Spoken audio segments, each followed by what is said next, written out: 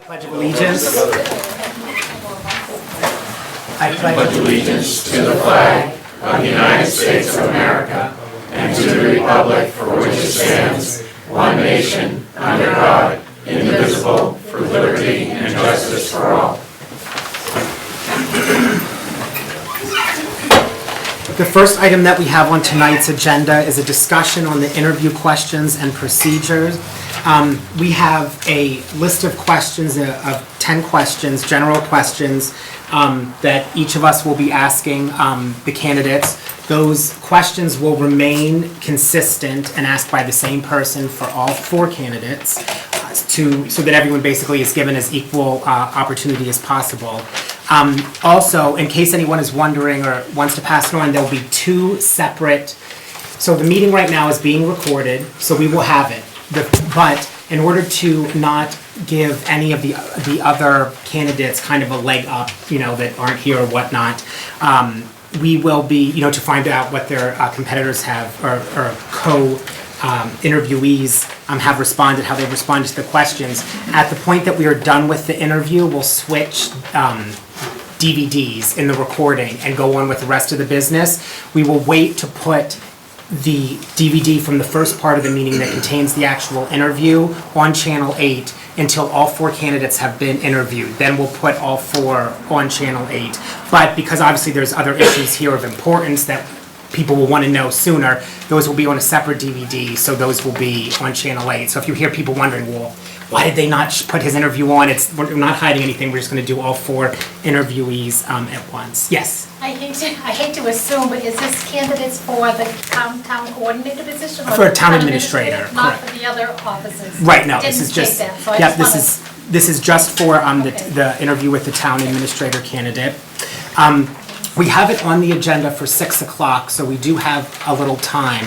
So we will move on to discuss 1 or 2 other items that shouldn't require too much discussion, but they can if it's necessary. But if we could jump down to discuss the CDBG lien subordination agreement that we were asked to sign, to vote on and sign. And Bob or Holly, do you have information on that? It's in our packet, but did you want to say anything about it? No, just that Mike emailed and just said it was standard. Yeah. And I'd like to say that we have done this before in other cases. It's unfortunate that it happens, but there really isn't any other alternative.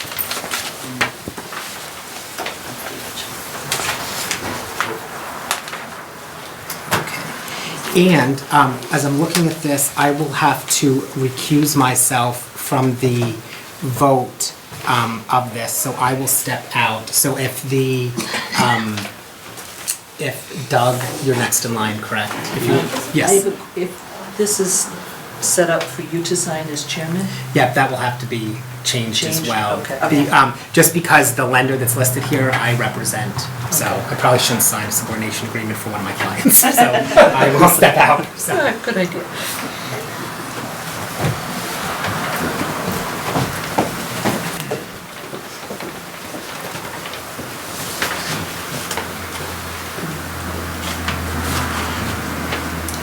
So do we need to read this? No, it's just, it's basically a formality. So this property received CDBG money, and so I guess they wanted it subordinated. Our lien is subordinate to the other. To the next one? Yeah. Okay. All right, well, I would take a motion then that we sign the CDGB subordinate agreement. I'll make that motion. Can I ask a question, Douglas, please? Yep. Who's the clerk that works on that job? That's that grant on Memorial Street and stuff? Speaking right or wrong, there's money for that project, just signing. Who's the clerk that works on that job? That's a Be past job, Mike. you'd get there, right? It's something that Yeah, passed. this is from a prior year. It's housing rehabilitation Oh, from a right. prior year. Okay. It's not about the road. Okay, thank you. Second? All right, so we have a motion and a second. Any discussion? No? Okay, Julie? Yes. Diana? Yes. And I'll vote yes.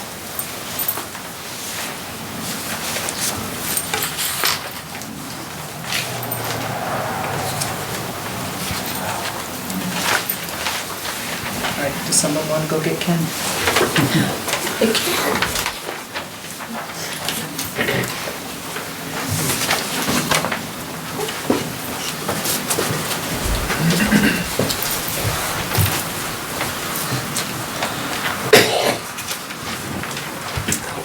So you're gonna change this then and we'll sign this in? Yeah, I'll change it when I'm done producing it. And if there's one more item I think that we can probably get in would be an action on a vacation rollover request.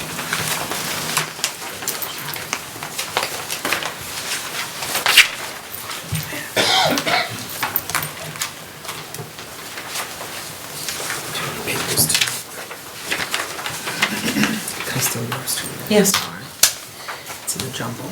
We received a request from our Deputy Assessor, Lou Ann Royer, addressed to the Board of Selectmen. She states that at this point, she has 2 weeks vacation and additional personal time that needs to be taken before the end of June. Due to the ongoing financial situation in town and the hiring freeze, I am unable to take all of this time without leaving the office closed for an extended period of time and to be able to continue to get the necessary work done. Therefore, I am requesting that I be allowed to roll over 1 week of vacation time that I am carrying on the books into fiscal year 15.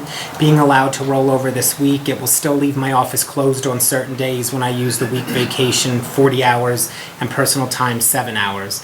The Board of Assessors has agreed to this and suggested I also request approval from the Board of Selectmen. And she says hopefully once the new fiscal year starts, we'll be able to fill my assistant's position, and this will not be an issue in the future. Thank you for your consideration in this matter. This was an issue that we dealt with previously because some of our departments only have one employee. If they are to take all of their vacation, they in essence would have to shut down the whole town office for an extended period. So Luann is requesting that we allow her to carry over a week into next fiscal year. Do I have a motion on this? So moved. A second? Second. I don't want to sign. Me first? Yeah, I think Okay. Is there any further discussion? If not, Julie, Yes. Doug, Yes. Diane? Yes. And I will vote yes as well. And I believe that our town administrator candidate is here. Okay. If we would like to bring him in, we can start that. Hi, come on in. Hello, Hello. Mike Szlosek. Julie Farrell. Good to meet you. Doug Morrison. Ken Robinson. Diane Haley Brooks, nice to meet you. And I will officially give you a copy of the job description of town administrator as well. And just to read in for the record, a general statement of duties. As the chief administrative officer of the town of Templeton, said employee will be responsible for the administrative, technical, and supervisory work in overseeing town activities and projects.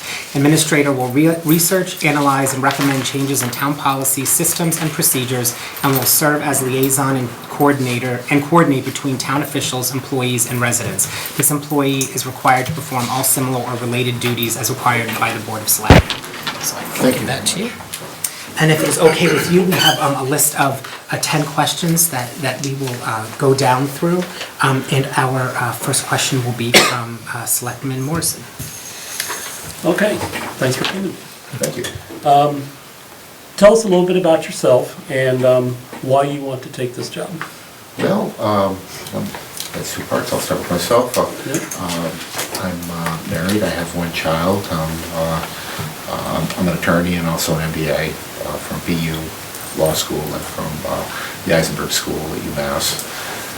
I've been in this business for about 10 years. I started as the town administrator of Ludlow. I was there for quite some time. I was very, very briefly in South Hadley and then Uxbridge and right up the road in Athol. I left Athol recently due to the residency requirement. We had somewhat of a difference of opinion on what residency entailed. I was renting a house there and staying there part-time, but they really wanted to see me there all the time, and my family lives in Ludlow. So we decided that it would be best that they look for someone more in line with what they wanted. So I'm looking at positions that do not require residency.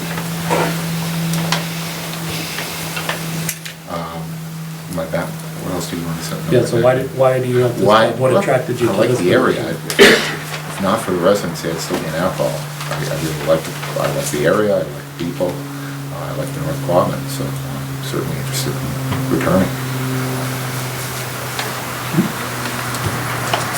Do you have any follow-up questions, or you all set? Selectwoman Farrell will ask our next question. Put my glasses on. Okay, this is a two-part question. The first part is, what are 3 positive things your last boss would say about you? And I believe in your packet, we have a couple of letters of recommendation. Yes, well, I think first I'd say that I'm a good financial manager, and I think that's very much a strong suit. I'm very up on the municipal laws and regulations, so I really bring that to the table also. And I think they would think I'm an honest fellow that's easy to work with. Okay. The next part is, what negative thing would your last boss say about you?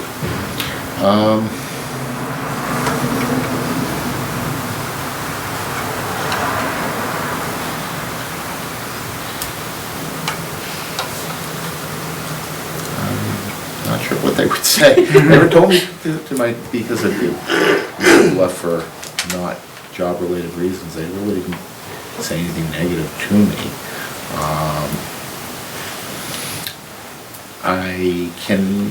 Sometimes I have difficulty when there's a lot of confrontation. I tend to be a mediator more than a confrontational person. And I think that's a little more suited to a town administrator position rather than a town manager position. It was really, my picture was on the front page of the Athol Daily News almost every week. And I really was not comfortable with that. I'm really a person that's better behind the scenes, making things work in the background. And again, that's why I prefer administrative positions. Thank you. Selectwoman Haley Brooks has our next question. Hi. Hello. If you were interviewing someone for this position, what traits would you look for? I would look, I have reviewed your financials. I know there have been some issues. I've read that you had been downgraded by Moody's, so I think financial acumen would be the #1 quality. And I think I do bring that to the table. I do have concerns, and I certainly would like to dig into it and start working on that, because I'd like to see the loan rating going up, not down. Okay.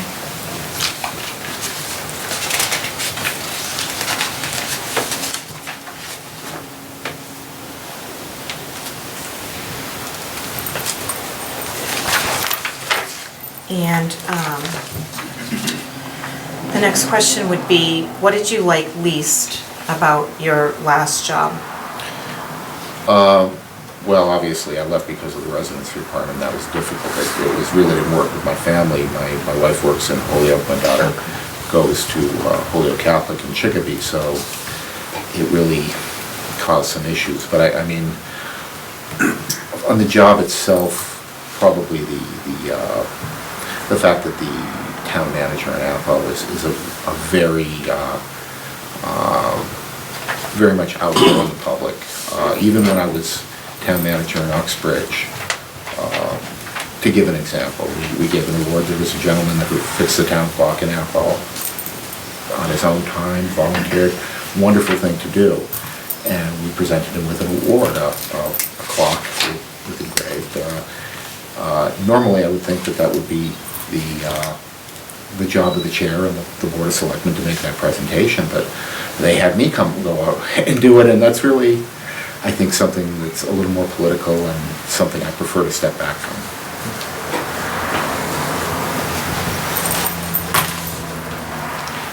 Okay, so, I'm sorry, I'm looking at your resume, but you're not currently working? No.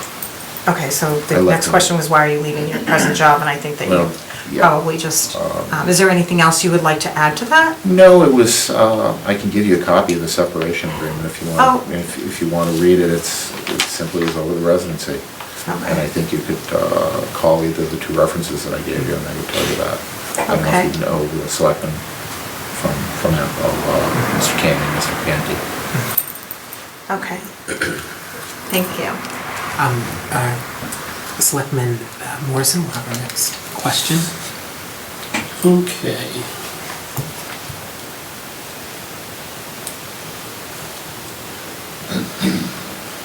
Please highlight those aspects of your background, education, and experience that you feel have prepared you for the position of town administrator in Templeton and that make you right for the job. Well, I think I've been doing this job in various forms for 10 years, either as a manager or as a town administrator. And I think my recent experience in Athol was very instructive because Athol similarly has some financial challenges that required some aggressive work on the budget. Last year's, well, this current fiscal year, the one we're in now, when I started, it was $1 million out of line. And we passed a balanced budget. And we didn't use all of the free cash, we used some of it, but we left about $170,000 in free cash on the table. So we did look at the budget and work it aggressively. That required a lot of some sacrifices. We ended up having just one layoff. I was happy with the budget, the way it worked out.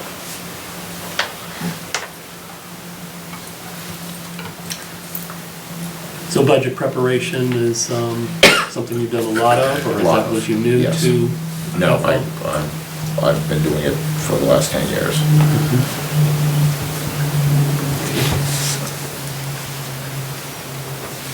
Are you all set, Bill? I will say. Okay. Selectwoman Farrell with question number 6. Increasingly, there is greater public expectation that municipalities should be held publicly accountable. How do you respond to public demands for greater accountability? And how would you deal with an angry member of the public who is upset with the municipality? Well, I think that's several questions, but first, on a broader sense, I agree entirely. I think sunshine is the best disinfectant.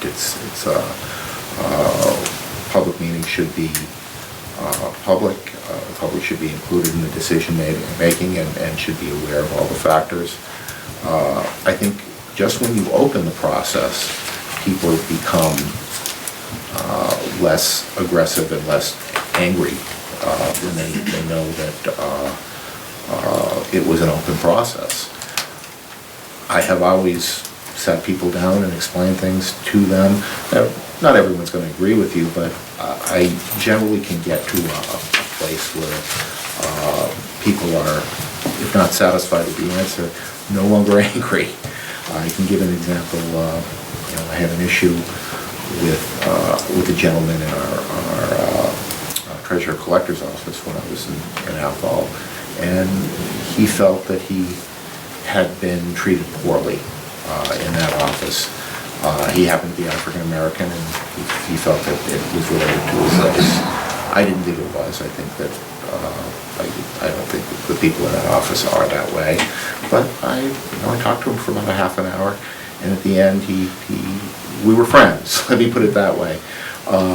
He didn't necessarily agree with my position, but certainly he was no longer yelling, and we were having a pleasant discourse, and he was laughing about it a little bit anyway. So I think when you talk to people and you're honest and open with them, you can diffuse the situation. Thank you. And I have the next question. The Board of Selectmen is ultimately responsible to its taxpayers for the financial position of the municipality. Understanding financial information and making sound financial decisions can be difficult without financial training or background. However, it is the administrator's responsibility to ensure appropriate reporting is in place to facilitate sound decision-making.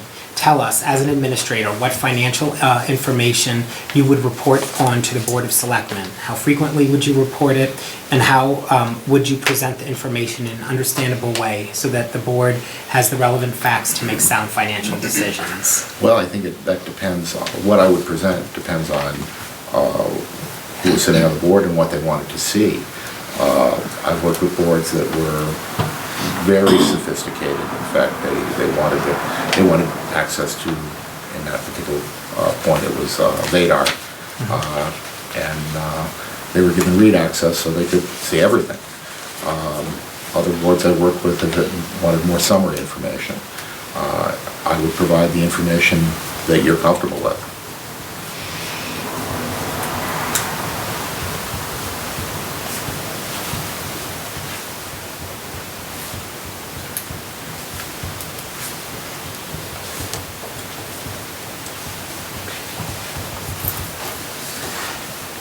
The next question involves human resource management. How would you describe yourself and your management style? How would you produce a working environment that supports maximum productivity? Please relate your response to your working experience. I tend to be collaborative. I like to work with people. I like to build relationships.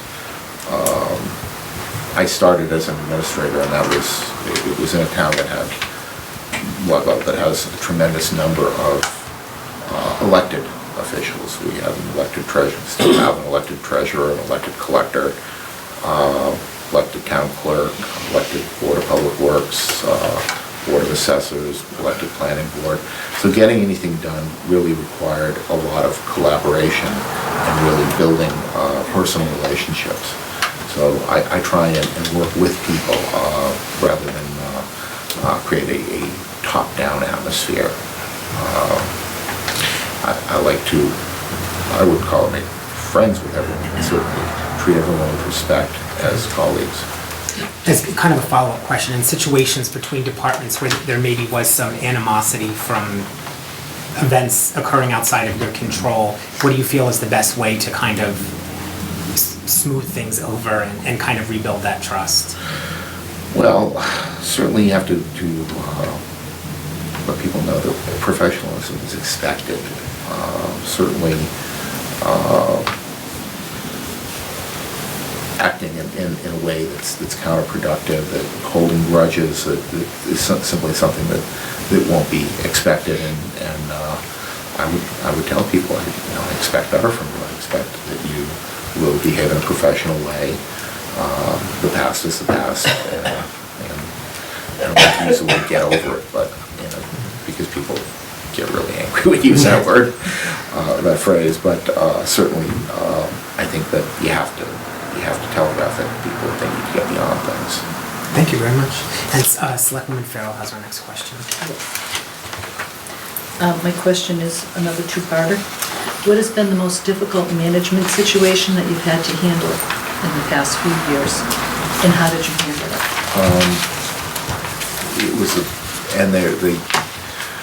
Well, two things. Obviously, the budget last year in Outlaw was very, very difficult, and that was the worst budget I've ever had to prepare because of the big gap that we started with.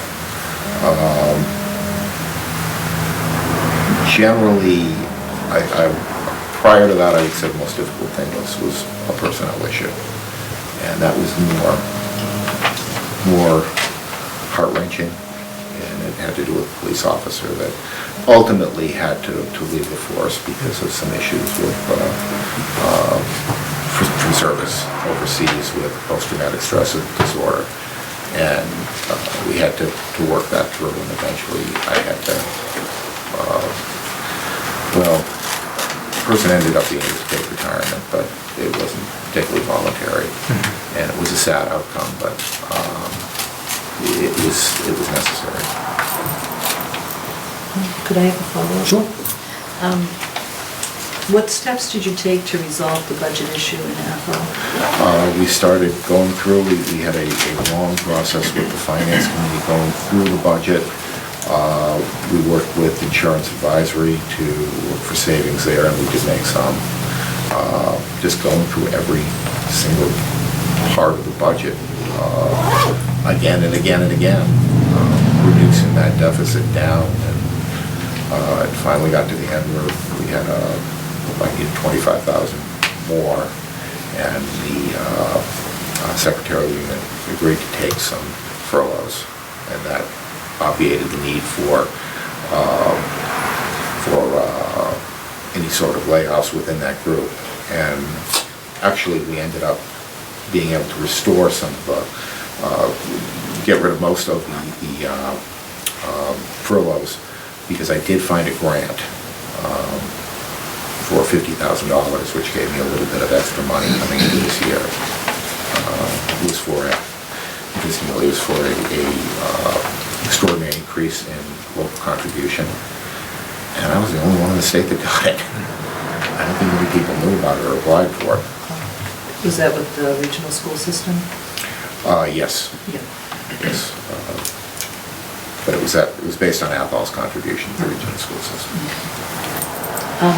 You're also an MCCPO? Yes. Okay. Yes. I need to do some more training to keep current, but I am, yes.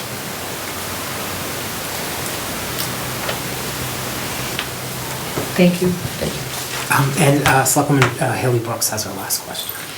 Have you ever been in a leadership role where major change is taking place in the organization? How did you approach your part in it? And what are some of the key considerations in successfully introducing change? Well,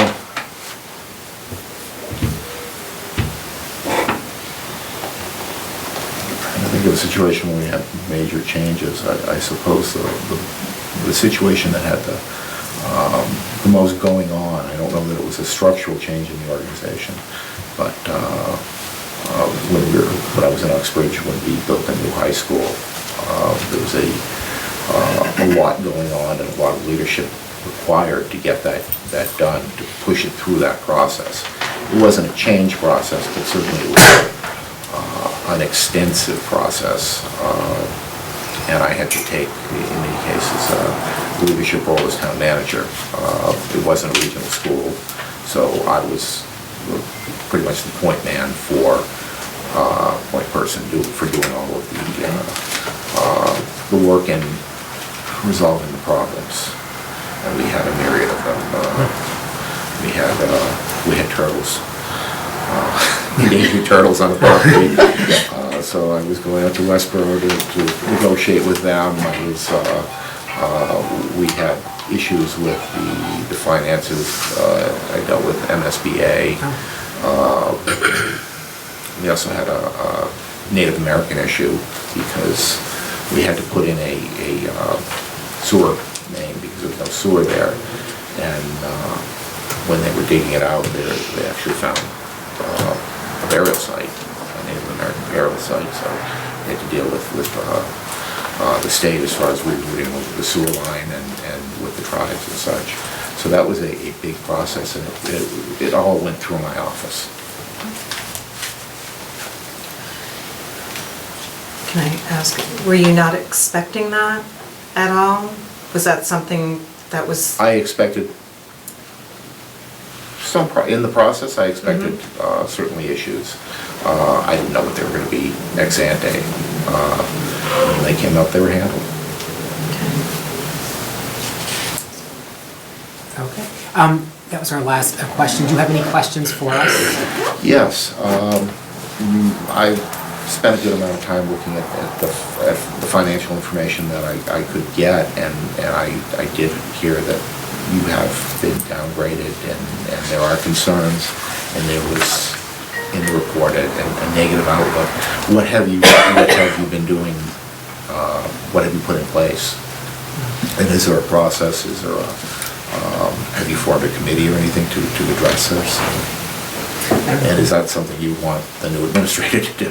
Well, I speaking personally, I think the new administrator would definitely have a handle on that. We've had a lot of personnel changeover that has occurred in the last several months, and I think that that continuing through on those personnel changes will help us to get our footing back on the right where it should be financially. I think, personally, I think we need to plan. We need to have more long-term financial planning.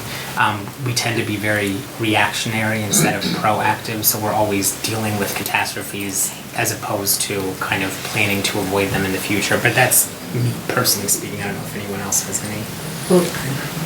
I think it's useful to have a task-oriented group that's more, if you have a specific problem like this, to actually have a group that meets on a regular basis.